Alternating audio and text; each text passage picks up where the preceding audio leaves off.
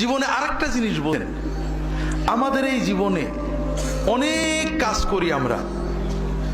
কারোর লক্ষ্য উদ্দেশ্য এমপি হওয়া, কারোর লক্ষ্য উদ্দেশ্য বড় ডাক্তার হওয়া, বড় লোক হওয়া, অনেক উদ্দেশ্য আছে।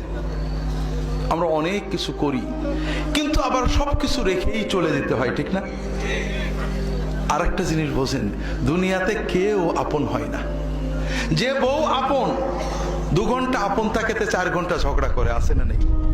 যে ছেলে আপন, সে 2 ঘন্টা কথা শুনে তো 4 ঘন্টা কথা শুনে না, ঠিক না বেঠিক?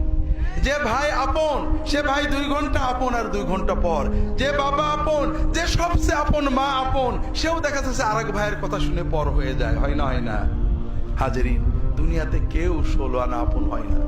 আমাদের এই জীবনটা পরকে আপন করার, মানুষকে খুশি করার জন্য একটা সংগ্রাম। ছোটবেলায় বাবা মাকে খুশি করার চেষ্টা করেছি, পারিনি, কত মারছে, ঠিক না বেঠিক? বড় হয়ে বান্ধবীদের বন্ধুদের খুশি করার চেষ্টা করছি, থাকেনি, ঠিক না বেঠিক?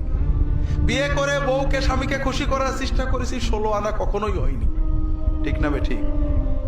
কর্মক্ষেত্রে, জীবনে, সব জায়গায় আমরা 12 আনা ব্যর্থ, যদি 4 আনা সফল হইও, ঠিক না বেঠিক? একজনই আছেন যাকে আপন করলে তিনি কখনো পর হন না, তিনি কে? আল্লাহকে আপন করতে পারলে সব সময় আল্লাহকে সাথে পাবেন।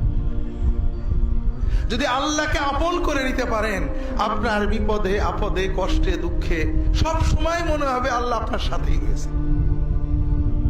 যে বেদনা কারোর কাছে বলা যায় না, বউয়ের কাছে বলা যায় না, মায়ের কাছে বলা যায় না, যে আনন্দে কাউকে শরীক করা যায় না, যদি আল্লাহকে আপন করতে পারেন, সেই আনন্দে আল্লাহকে শরীক করতে পারবেন, সেই বেদনার কথা আল্লাহর কাছে বলে বুকটাকে হালকা করতে পারবেন। কথাকে বুঝতে পেরেছেন? কাজেই ভাইয়েরা, আসেন না সবাই নিয়ত করি যে এত সহজ কাজ আমরা নিয়ত করলাম, আল্লাহ আমার বাকি জীবন যতটুকু আছে, 1 দিন হোক আর 100 বছর হোক, আমি তোমার ওলি হওয়ার চেষ্টা করব। আল্লাহ তাআলা সকলের নিয়ত কবুল করে নিন, আমিন।